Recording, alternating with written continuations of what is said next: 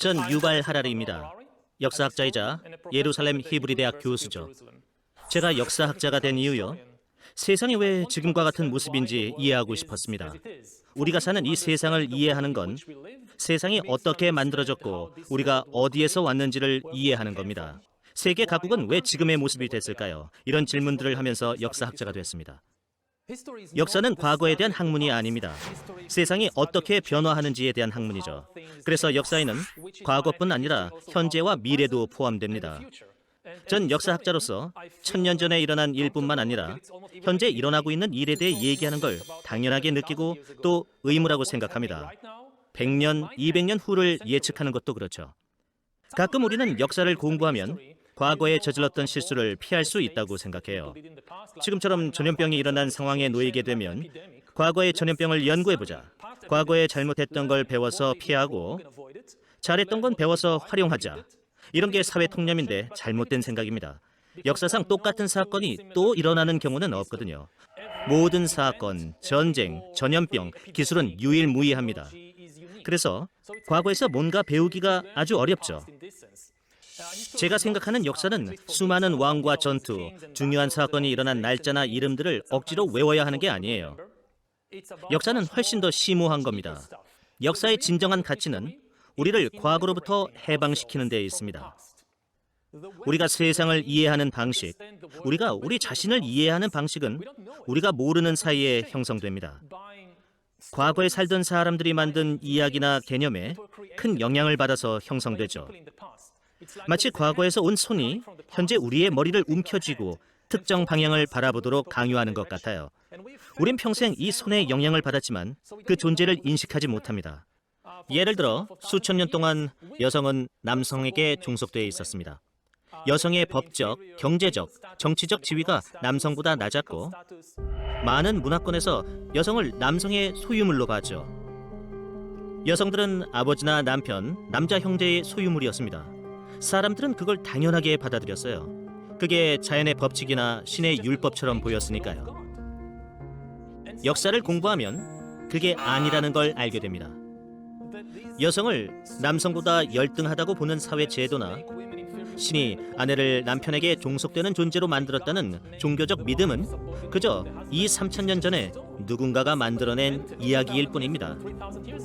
역사를 공부해서 과거에 이미 죽은 사람들이 어떻게 우리를 지배하고 통제하는지 이해한다면 더 많은 걸 보고 다양한 선택지를 찾으면서 어떻게 만들어졌는지 역사적 배경과 맥락을 파악하면 우린 이 영향력을 약화시킬 수 있죠. 1000년 동안 지켜온 규범이니 문제없다고 말할 수도 있지만 우린 이걸 바꿀 수도 있습니다.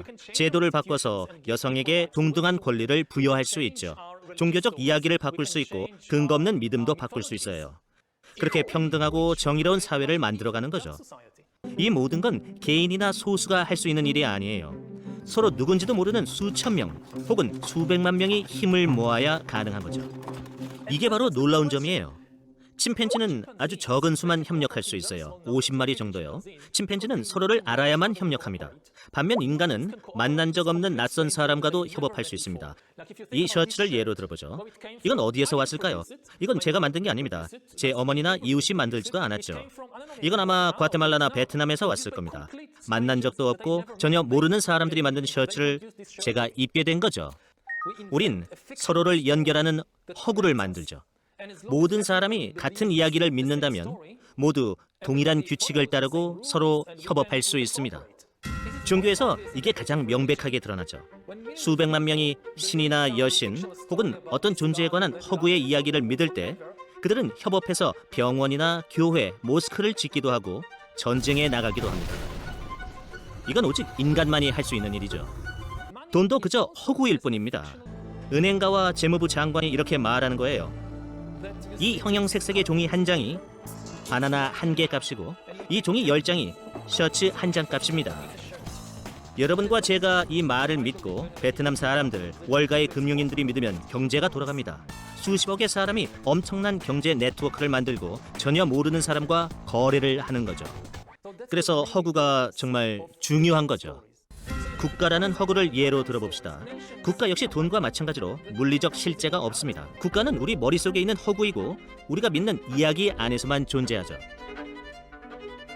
그게 꼭 나쁜 것만은 아닙니다. 민족주의는 인간이 발명한 가장 훌륭하고 도움되는 허구 중 하나죠. 민족주의의 핵심은 동포를 사랑하고 만난 적도 없는 같은 나라 사람들을 아끼는 겁니다. 단지 같은 공동체에 속한다는 이유로 말이죠. 그 덕분에 사람들은 세금을 냅니다. 이 세금으로 다른 사람들이 양질의 의료 서비스와 교육을 받죠. 이건 아주 좋은 일이에요. 문제는 국가가 서로를 돕기 위해 만들어진 허구라는 걸 잊을 때 생깁니다. 중요한 점은 이야기가 필요해도 조심해서 다뤄야 한다는 겁니다. 허구의 이야기란 다른 사람들과 잘 협력하기 위해 만든 도구일 뿐입니다. 그런데 우린 그걸 잊어버릴 때가 있죠. 그렇게 허구의 노예가 되기도 합니다. 가끔은 어떤 허구를 믿고 끔찍한 일을 저질러요. 예를 들어 어떤 지도자는 우리를 전쟁터에 나가게 합니다. 그게 조국의 명예를 지키고 국가의 이익을 위한 일이라고 하죠. 국가를 우리가 섬겨야 하는 실체인 것처럼 말합니다. 하지만 국가는 사람들을 돕기 위해 우리가 만든 허구일 뿐입니다. 우린 이걸 정확하게 구분해야 하죠.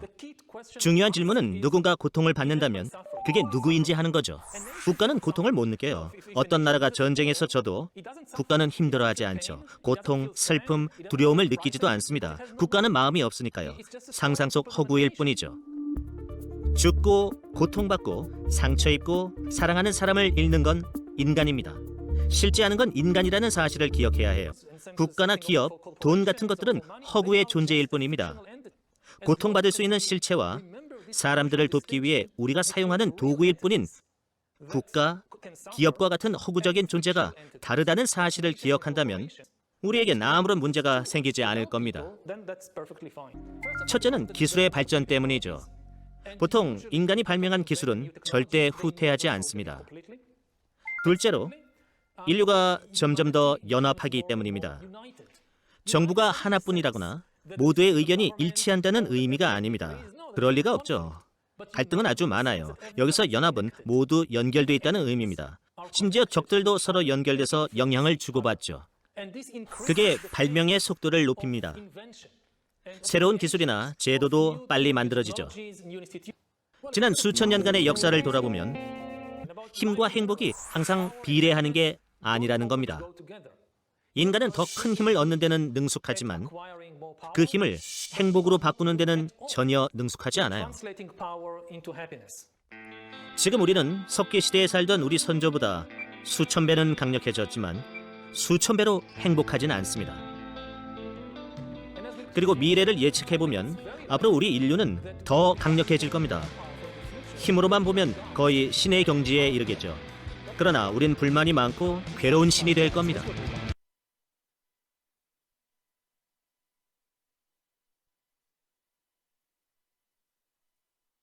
Q13, 21세기 인류가 직면할 위협은 뭔가요?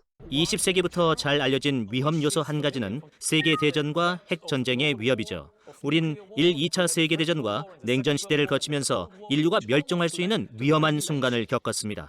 그리고 지난 20년에서 30년 동안 놀랍도록 평화로운 시간을 경험하고 있죠. 사람들은 평화에 익숙해져서 세계대전이나 핵전쟁은 20세기의 일일 뿐이라고 생각합니다. 하지만 위험은 여전히 여기에 존재합니다. 매년 더 많은 위협이 생겨나고 있죠. 조심하지 않으면 우린 곧 또 다른 전쟁에 휘말릴 수 있습니다. 그리고 그 전쟁은 인류의 멸종으로 이어질 수도 있죠. Q14, 인류가 현재와 미래에 겪게 될 위협은 뭔가요? 두 번째 위험 요소는 생태계 파괴입니다. 세계대전이나 핵전쟁은 미래에 일어날지도 모르는 위협입니다. 지금 일어나는 일이 아니죠. 하지만 생태계 파괴는 지금도 전 세계적으로 진행되고 있어요. 우린 아주 빠른 속도로 인류 문명의 근간을 파괴하고 너무나 많은 동물과 식물을 사라지게 하고 있습니다. 세 번째 위협은 아마 가장 복잡할 텐데요. 그건 바로 파괴적 기술이 주는 위협, 즉 생명공학, 인공지능 같은 것에서 오는 위협입니다. 파괴적 기술이 위협하고 있는 건 인류의 물리적 생존만이 아닙니다. 이건 인간의 의미 자체를 위협하고 있죠. Q15, 파괴적 기술이란 뭔가요? 인류 역사상 가장 큰 혁명. 우린 신적인 힘을 얻기 직전에 있습니다. 창조와 파괴의 힘이죠. 유전공학의 발달로 우린 인간의 신체와 뇌, 심지어는 정신까지 재구성할 수 있습니다. 게다가 인공지능으로 더 놀라운 능력을 얻었죠. 완전한 비유기적 생명체를 만들 수 있게 된 겁니다. 40억 년 동안 지구의 모든 생명체, 예를 들어 아메바, 공룡, 토마토, 호모사피엔스는 유기화합물로 구성되어 있었습니다. 이건 인류의 역사에서뿐 아니라 지구 생명체의 역사에서 볼 때 가장 큰 혁명입니다. 그래서 인간이 이 엄청난 힘을 제대로 사용하지 않는다면 인류의 미래를 파괴하는 데 그치지 않고 생명체 전체의 미래를 파괴할지도 모릅니다. Q16, 인간과 AI의 가장 큰 차이점은 뭔가요? 인간에겐 의식이 있지만 AI는 없다는 겁니다. 이 문제를 둘러싸고 큰 혼란이 있는데요. AI는 인공지능의 약자입니다. 많은 사람들이 지능과 의식을 혼동하곤 하는데 이 두 가지는 다른 겁니다. 지능은 문제를 해결할 수 있는 능력이죠. 의식은 사랑, 증오, 두려움, 분노 같은 걸 느낄 수 있는 능력입니다. 인간뿐 아니라 침팬지, 개, 돌고래 같은 동물의 경우에도 문제를 해결할 때 감정이 관여합니다. 그래서 이런 혼란이 생기는 거죠.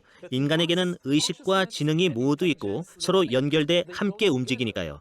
그런데 컴퓨터는 두려움, 분노 같은 걸 느끼지 않죠. 하지만 어떤 분야에서는 인간의 지능을 뛰어넘을 정도로 발전하기도 합니다. Q17, 거시적 관점에서 인간과 AI의 차이점과 문제점은 뭔가요? 거시적인 관점에서 보면 이렇습니다. 수백만 년에 걸쳐서 우리 같은 동물의 지능은 의식이 진화하면서 높아졌다고 할 수 있습니다. 두 가지가 함께 움직인 거죠. 하지만 컴퓨터는 완전히 다르게 발전했어요. 컴퓨터의 지능은 우리와 다르게 의식 없이 작동하죠. 마치 비행기와 새의 차이 같은 겁니다.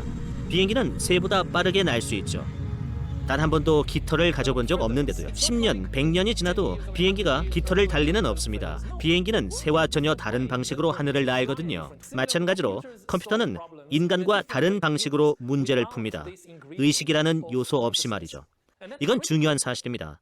의식이라는 건 고통을 느끼는 능력이기도 하니까요. 컴퓨터는 고통을 못 느끼죠. 그래서 윤리적, 도덕적 지위도 없습니다. Q18, 도덕적 관점에서 봤을 때 인간과 AI의 차이점과 문제점은 뭔가요? 이렇게 생각해 보세요. 로봇을 인간과 비교해 보는 겁니다. 인간은 피곤함을 느끼고 배고픔이나 비참함을 느낄 수 있지만 로봇은 이런 걸 전혀 느낄 수 없죠. 로봇은 배터리가 방전될 때까지 일할 수 있습니다. 그러다가 작동을 멈춰도 이건 잔인한 게 아니죠.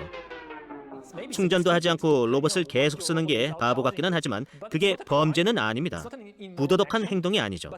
하지만 인간이 배가 고파서 쓰러질 때까지 일하게 한다면 그건 잔인하고 부도덕한 일입니다.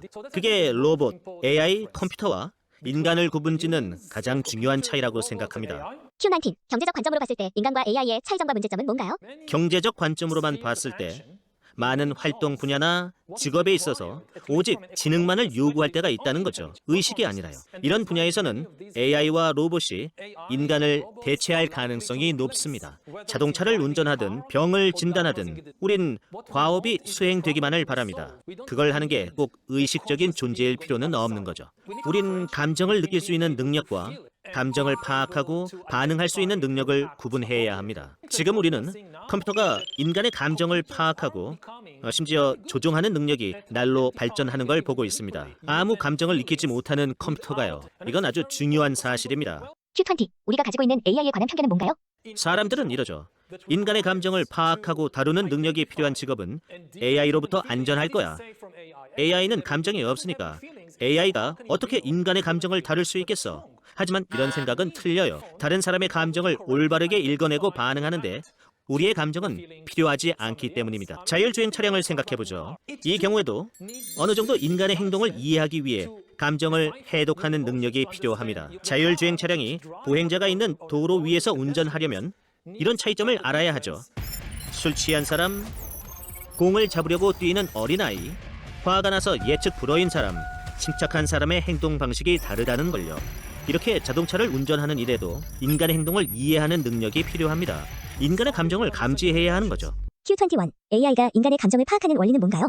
제가 지금 여러분의 감정을 어떻게 알 수 있을까요? 전 여러분의 마음을 들여다볼 수는 없습니다. 전 여러분이 보내는 신호를 분석하죠. 그 신호들에서 패턴을 인식합니다. 그래서 전 그 차이점을 알 수 있죠. 화를 내는 사람과 행복한 사람, 지루해하는 사람이 어떻게 다른지요. 이런 건 얼굴 표정과 목소리 톤을 분석해서 알 수 있죠. 화난 사람의 목소리는 겁먹은 사람이나 지루해하는 사람과는 다르니까요. 또 몸의 움직임을 분석해서 이런 패턴을 인식할 수도 있습니다. AI도 이런 일을 할 수 있죠. 분노를 느끼진 않지만 수백만 건의 살해 정보를 처리하면서 스스로 배웁니다. 화내는 사람, 겁먹은 사람, 지루해하는 사람에게 보이는 다른 패턴들을 인식하는 방법을 배우죠.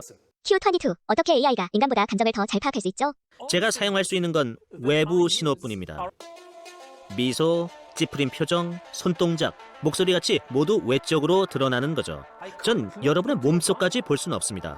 하지만 AI는 생체 인식 센서로 그것까지 할 수 있게 될 겁니다. AI는 이제 인간의 몸과 뇌를 들여다보는 능력을 획득하고 있습니다. 혈압, 심장 박동, 두뇌 활동에 관한 정보를 보죠. 이렇게 피부 아래 보이지 않는 몸속 신호를 이용하면 가까운 미래에는 AI가 인간의 감정을 식별하는 능력이 평범한 인간보다 더 뛰어나게 될 겁니다. 물론 완벽하지는 않겠죠. 완벽한 건 없어요. 하지만 혁명에 필요한 건 완벽이 아닙니다. 혁명은 AI가 평범한 인간보다 우수해지는 시점에 찾아옵니다. Q23. 어떻게 AI가 인간보다 감정에 더 잘 대응할 수 있죠? 인간은 상대의 감정을 잘 읽었다고 해도 종종 상대방에게 이상하게 반응합니다. 누군가 화를 내면 진정시키려고 노력해야 하는데 그 사람이 분노하면 나도 분노하고 고함을 치면 맞받아칩니다. 잘못된 반응을 하는 거죠. AI에겐 그런 문제가 전혀 없습니다. 감정이 없으니까요. 여러분이 고함쳐도 AI는 화내지 않습니다. 감정이 없으니까요. 아무것도 느끼지 못하니까요. 그래서 AI가 인간보다 더 나은 방식으로 반응할 수 있는 겁니다. 많은 공상과학 영화에서 로봇은 차갑고 상대방에게 관심도 없고 배려심도 없는 것처럼 나오죠. 전형적인 로봇처럼요. 하지만 이제 그 반대가 될지 모릅니다. 우리가 마주할 문제는 로봇이 인간이 느끼는 감정에 다른 인간보다 훨씬 더 적절하게 대응하게 되는 것일지도 몰라요. Q24. AI가 인간보다 인간의 감정에 잘 대응하게 되면 어떤 문제가 발생할까요? 진짜 문제는 따뜻한 기계가 인간의 감정을 언제나 제대로 이해하고 반응해 주는 것에 익숙해진다는 거죠. 그러다 보면 사람을 대할 때 인내하지 못하고 짜증이 늘 겁니다. 사람들은 날 이해하지 못하고 원하는 반응을 해주지 않으니까요. 모든 인간은 다른 사람들이 자기를 이해해 주길 바랍니다. 전 세계를 돌아다니는데 배우자가 절 이해하고 부모님이 절 이해하고 선생님들이 절 이해해 주길 원해요. 그리고 실망하죠. 다른 사람들이 절 이해해 주지 않을 때요. 평범한 인간보다 인간을 잘 이해하는 기계가 등장했다는 사실은 우리가 공상과학 영화에서 본 것과는 다른 문제에 직면할 수 있다는 걸 말해줍니다.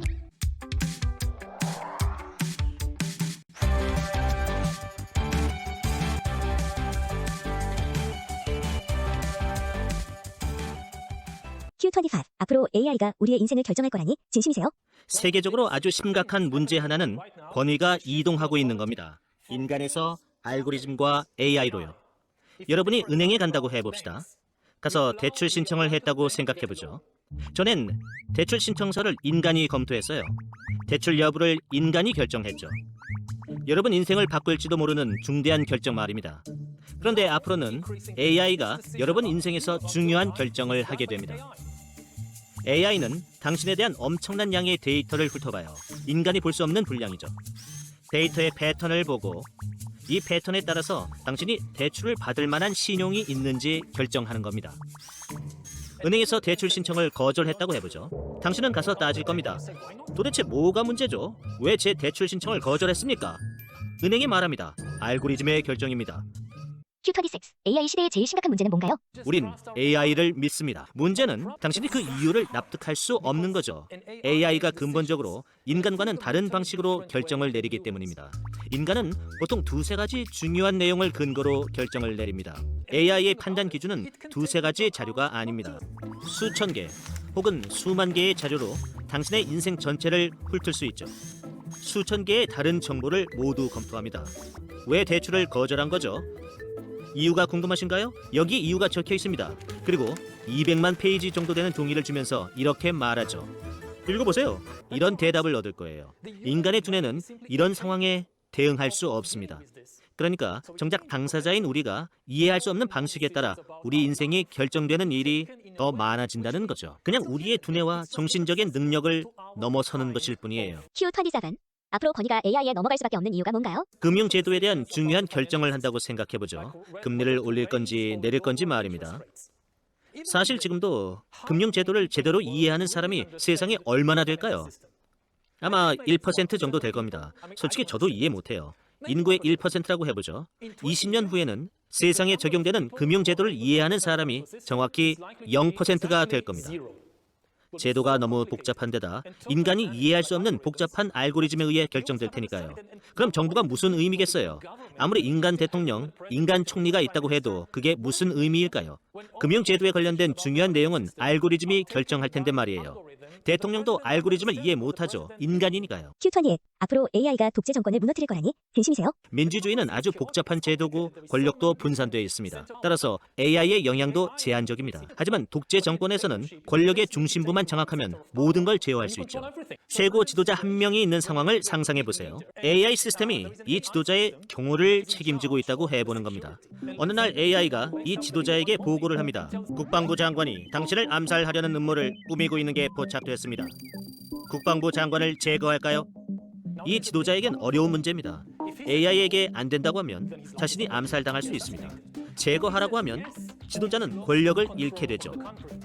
이제 누군가 AI에게 대항하면 지도자에게 이렇게 말할 테니까요. 저자가 당신을 암살하려고 합니다. 제가 제거하겠습니다. 권력이 이동한 거죠. 인간이 결정하는 위치에 있다고 해도 실제로 중요한 결정은 전부 AI가 하는 겁니다.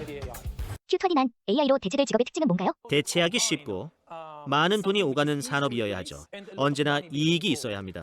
우리가 직업의 순위를 매길 때 가장 지위가 높은 직업이 대체하기 힘들 거라고 생각하는데 이건 사실이 아닙니다. 대체하기 쉬운 직업은 데이터 분석만 하는 일이에요. 몸을 쓰는 일은 대체가 어렵습니다. 사회적 관계와 연관된 직종은 더 어렵고요. 예를 들어 간호사보다 의사가 AI로 대체될 가능성이 더 높습니다. 보통 의사가 간호사보다 지위가 높다고 생각하죠. 돈을 더 많이 버니까요. 그런데 많은 의사가 환자의 과거 질병 기록이나 현재 증상 같은 정보를 받아 분석하는 일만 합니다. 정보를 통해서 어디가 아픈지 진단하고 거기에 맞는 처방을 내리죠. 이런 일은 대체하기 쉽습니다. 간호사는 상처에 붕대를 감아주고 우는 아이에게 주사를 놔야 하죠.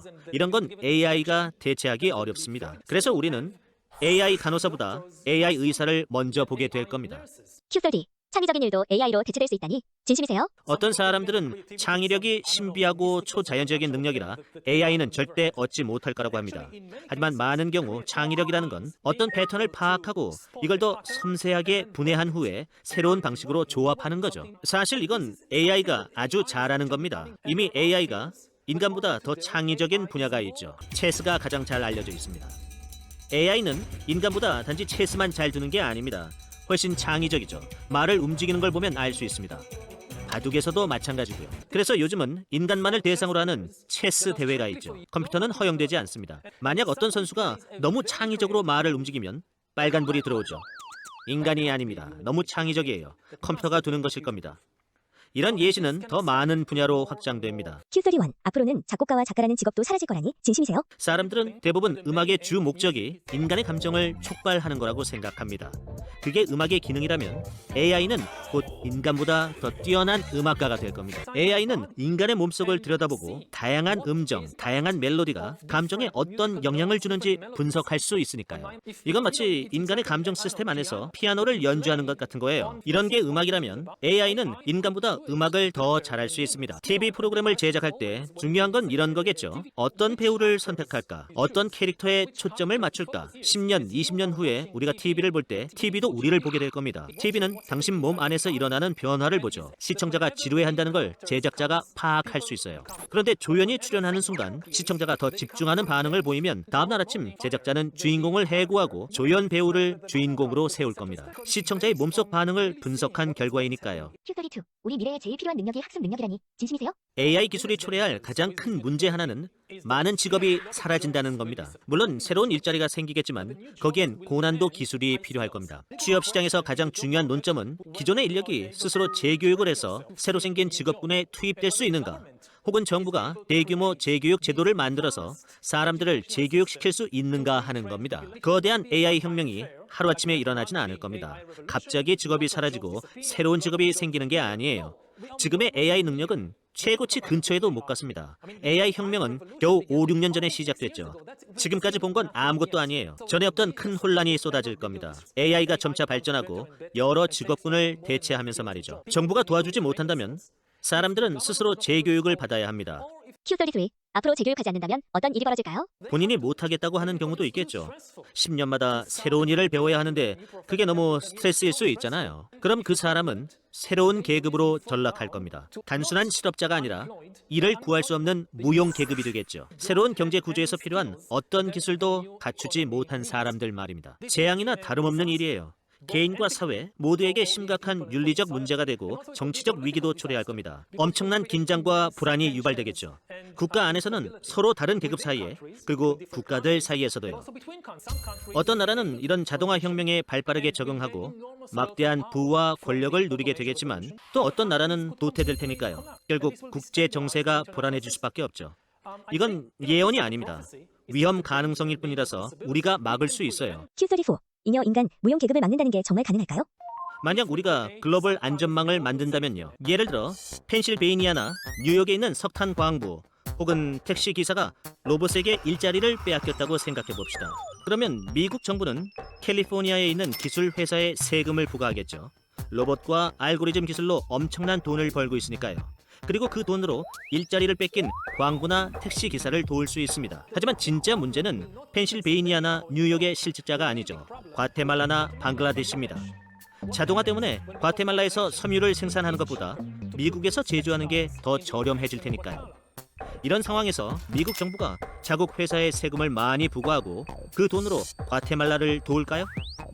그럴 가능성은 없죠. 이런 이유로 안전망은 국가적 규모가 아닌 국제적 규모로 만들어야 합니다.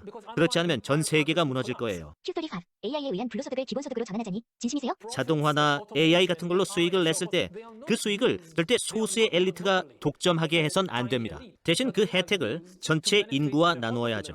모든 사람에게 기본적인 의료와 교육 서비스를 제공할 뿐만 아니라 더 나아가 사람들이 변화에 적응하게 해야 하죠. 재교육을 받게 하고 사람들이 인간으로서 잠재력을 느낄 수 있게 해야 합니다. 사람들에겐 소득 이상의 뭔가가 필요합니다. 우린 존중받아야 하고 명예가 있어야 하고 가치 있다는 느낌을 받아야 하죠. 사람이 가치 있는 일을 하지 못하고 부자가 던져주는 빵 부스러기 몇 개 덕분에 살아있다면 이런 상황은 분노만 일으킬 뿐입니다.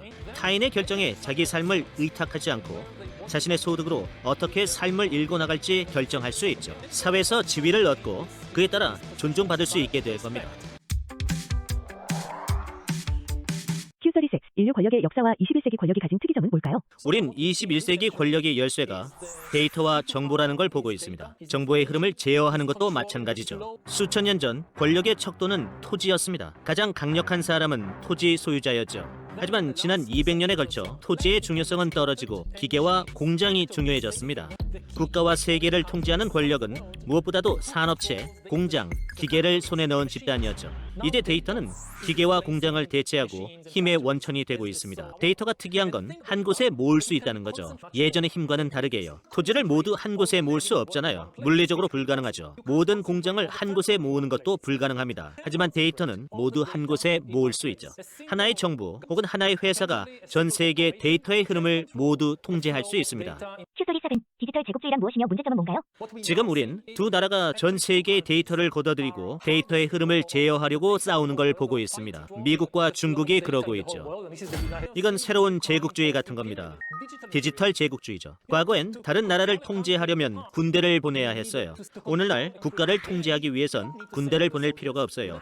데이터를 꺼내기만 하면 됩니다. 10년 또는 20년 후를 상상해보세요. 중국에서 미국으로 데이터를 옮길 수 있는 누군가가 한국의 정치인, 기자, 군 장교, 판사들의 모든 정보가 유출된다면요. 건강 상태, 사생활, 성생활이나 뇌물 수수까지 모르는 게 없죠. 그래도 한국이 독립국가로 살아남을 수 있을까요? Q38. 앞으로 우리가 24시간 감시당할 수도 있다니 진심이세요? 오늘날 역사상 처음으로 모든 사람을 24시간 감시하는 게 가능해졌습니다. 어떤 사람을 그 사람 자신보다 더 잘 알 수 있게 됐죠. 과거에는 불가능했어요. 심지어 마오쩌둥 치하의 중국 같은 전체주의 국가에서도 비밀 경찰이 중국 국민 전부를 하루 24시간 감시하는 게 불가능했죠. 하지만 지금은 가능하죠. 이제 누군가를 감시할 때 사람이 필요하지 않아요. 카메라와 마이크, 스마트폰과 드론이 우리 모두에 대한 정보를 수집하죠. 데이터를 분석할 때도 인간이 필요하지 않습니다. AI가 다 할 수 있으니까요. 이제 모든 사람을 항상 감시하는 게 가능해졌습니다. 이건 역사상 어느 때보다도 강력한 전체주의 체제의 기초가 될 수 있죠. Q39. 신제국주의는 어떤 방식으로 돌아가나요? 과거 제국주의 시대 지배 국가와 식민지가 교역하던 방식을 생각해 보세요. 식민지에서 생산한 면, 구리, 석탄 같은 원자재를 지배국에 보냈죠. 그럼 제국주의 본토에서는 정교한 기술로 다양한 제품을 만들었습니다. 자동차나 섬유 같은 완제품을 만들어서 그걸 다시 식민지에 팔았죠. AI 산업과 함께 이런 일이 또 일어나고 있습니다. AI의 원료는 데이터죠. 전 세계에서 원료로 수확된 데이터들이 제국주의 중심국으로 보내지고 있습니다. 중심국은 데이터를 분석해서 우리 시대의 정교한 기술을 만들어내는 데 사용하고 있습니다. 그렇게 만들어진 스마트 기기에 AI는 다시 데이터 원산지로 가서 판매되거나 때로는 강제로 도입되고 있습니다. 이게 바로 21세기에 나타나는 새로운 유형의 권력 관계죠. Q4D 데이터 기술을 인간에게 유익하게 사용하기 위한 제1원칙은 뭘까요? 우선 첫 번째 원칙은 내 데이터는 나를 돕기 위해 사용돼야지 절대 날 조종하는 도구가 돼서는 안 된다는 겁니다. 내 데이터니까요. 데이터를 수집해서 누군가를 조종하거나 필요하지 않은 물건을 팔려고 하거나 정치적 성향을 바꾸려는 정당에게 파는 것은 엄격하게 금지해야 합니다. 물론 데이터를 수집할 수는 있죠. 예를 들어 다음 팬데믹을 막기 위해서 그러는 건 괜찮아요. 이건 오래된 원칙이죠. 제 정보도 누군가 갖고 있어요. 예를 들어 제 담당 의사는 몇 년 동안 저에 대해 엄청나게 많은 정보를 알게 됐죠. 아주 사적인 정보나 저도 모르는 정보까지요. 이런 건 괜찮습니다. 의사가 절 통제하려는 제3자에게 정보를 팔지는 않잖아요. 저를 돕기 위해 쓰는 거죠. 이게 첫 번째 원칙입니다. Q4D 원 데이터 기술을 인간에게 유익하게 사용하기 위한 두 번째 원칙은 뭘까요? 두 번째 원칙은 모든 데이터가 한 곳에 집중되는 걸 허용해선 안 된다는 겁니다. 정부도 안 되고 회사도 안 되고 국제기구도 안 됩니다. 정보는 나눠서 보관해야 해요. 어느 한 조직이 모든 데이터를 관리한다면 그건 전체주의 체제로 가는 지름길이 될 수 있습니다. 그 조직이 정부든 회사든 간에 똑같이 위험하죠. Q4D 원트 투 세 번째 원칙은 뭔가요? 세 번째 원칙은 개인에 대한 감시를 강화하면 할수록 큰 기업이나 정부에 대한 감시도 강화해야 한다는 겁니다. 지금 기업과 정부는 우리를 감시하고 또 점점 더 많은 정보를 가지고 있지만 우린 그들이 뭘 하는지 알 수가 없죠. 페이스북, 중국 공산당은 국민에 대한 모든 걸 알고 있지만 사람들은 당에서 무슨 일이 일어나는지 알 수 없죠. 이건 아주 위험합니다. 정보와 데이터가 불균형하게 흐르고 있는 거죠. 더 나은 미래를 위해선 균형이 필요합니다. Q4D2 정보의 허용 범위와 그에 합당한 조건은 뭘까요? 누군가 저에 대한 정보를 수집하는 건 괜찮아요. 저도 똑같이 상대에 대한 정보를 구할 수 있다면요. 예를 들어 정부의 부정부패를 감시하는 거죠. 국민 대개인이 정부에서 돈을 가져가는 사람이 누군지 쉽게 볼 수 있다면 정부가 부패하는 걸 막을 수 있습니다. 마찬가지로 우린 기업이 뭘 하는지도 알아야 합니다. 기업이 세금을 피해갈 모든 종류의 요령을 가지고 있다면 그걸 파악해야 하죠. 이렇게 양자간 균형을 잡을 수 있다면 괜찮습니다. 기술이 양방향으로 작동하는 거니까요. 현재 기업과 정부가 우리를 감시하기 위해 쓰는 기술을 거꾸로 그들을 감시하는 도구로 쓸 수 있어야 하죠. Q4D2 인류가 수천 년 동안이나 민주주의 체제를 만들 수 없었던 이유가 뭔가요? 일반적으로 민주주의는 신뢰에 기반을 두고 있습니다. 시민들 간의 신뢰, 국가기관과 시민 간의 신뢰 말입니다. 이 신뢰를 잃으면 내전이 생기거나 독재 체제가 출현할 수도 있죠. 이런 신뢰를 구축하고 유지하는 건 아주 어렵습니다. 아테네 같은 고대 민주주의 국가를 보면 아주 작은 도시 단위였죠. 왜일까요? 작은 도시에선 사람들이 직접 만나고 서로 신뢰하는 게 쉽기 때문이죠. 하지만 거대 왕국에선 모두를 만나는 게 불가능해서 서로 신뢰하기가 어려웠죠. 그래서 왕정과 독재 정권 같은 체제만 작동했던 겁니다. 지금처럼 된 건 고작 200년 전입니다. 통신기술이 비약적으로 발전하고 현대 교육제도가 발전을 거듭하면서 거대한 국가의 수백만 시민이 서로를 만나고 알 수 있게 됐습니다. 또 중요한 논제를 놓고 대화도 할 수 있게 됐죠. 이건 쉬운 일이 아니었죠. 그러니 이걸 잘 지키고 잃지 않도록 조심해야 합니다. Q4D4 민주주의 체제와 독재주의 체제의 장단점은 뭔가요? 민주주의의 큰 장점은 그 어떤 정부 체제보다도 더 융통성이 있다는 거죠. 특히 실수를 인정하고 다른 걸 시도할 수 있게 한다는 점에서 말입니다. 어떤 사람들은 독재가 훨씬 더 효율적이라고 말합니다. 일단 독재자가 강하게 밀어붙이면 어떤 일을 놓고 타협이나 협의를 하는 긴 과정이 없으니까요. 독재자가 결정한 대로만 하면 효율적이라는 거죠. 문제는 그 한 명이 잘못된 결정을 내릴 때입니다. 사람은 누구나 잘못된 결정을 하잖아요. 완벽하고 옳은 결정만 내리는 사람은 역사상 단 한 명도 없었습니다. Q4D5 독재 정권이 악순환에 빠질 수밖에 없는 이유가 뭔가요? 독재 정권은 절대 실수를 인정하려고 하지 않습니다. 사람은 누구나 실수를 인정하기 싫어하죠. 독재자는 남자든 여자든 언론이나 신문을 통제하려고 합니다. 이렇게 말하죠. 안 돼. 내가 실수했다고 하지 말고 다른 사람이라고 해. 실수는 외국인이랑 반역자들이 한 거지. 내가 아니야. 그들은 권력으로 실수를 바로잡는 게 아니라 그걸 숨기려고 합니다. 물론 민주주의에서도 지도자들이 실수를 합니다. 그걸 인정하고 싶어 하지 않지만 자유 언론이 있고 다른 권력들도 있죠. 그래서 실수를 폭로하거나 다른 대책을 세우기 쉬워요. 지도자나 정부를 교체하는 거죠. 이들이 부족하면요. 이렇게 시간이 흐르면서 민주주의는 실수에서 교훈을 얻고 그걸 통해 발전합니다. 다른 체제에 비해 그 과정이 훨씬 잘 이루어지죠. Q46. 민주주의 체제를 잘 유지하려면 앞으로 우리는 어떻게 해야 할까요? 우린 민주주의의 의미가 뭔지 정확히 해야 합니다. 많은 사람들이 선거만 하면 민주주의라고 단순하게 생각합니다. 그건 민주주의가 아닙니다. 다수결 독재일 뿐이에요. 선거는 도구일 뿐입니다. 민주주의란 모든 시민들의 기본적 자유와 기본적 권리를 보장해주는 걸 말하죠. 이건 어떤 정부가 들어서도 마찬가지입니다. 국민의 99%가 나머지 1%를 강제 수용소에 끌고 가서 죽이자고 투표하는 건 민주주의가 아니죠. 국민 51%가 나머지 49%의 투표권을 박탈하자고 투표해도 민주주의가 아니죠. 물론 과반수 사람들이 정부를 선출할 권리는 있습니다. 그 정부가 과세 제도나 전쟁, 평화에 대한 결정을 내리겠죠. 하지만 진정한 민주주의를 위해서는 모두에게 항상 기본적인 자유와 권리를 보장해야 하며 다수 의견뿐 아니라 소수 의견도 당연히 존중해야 합니다.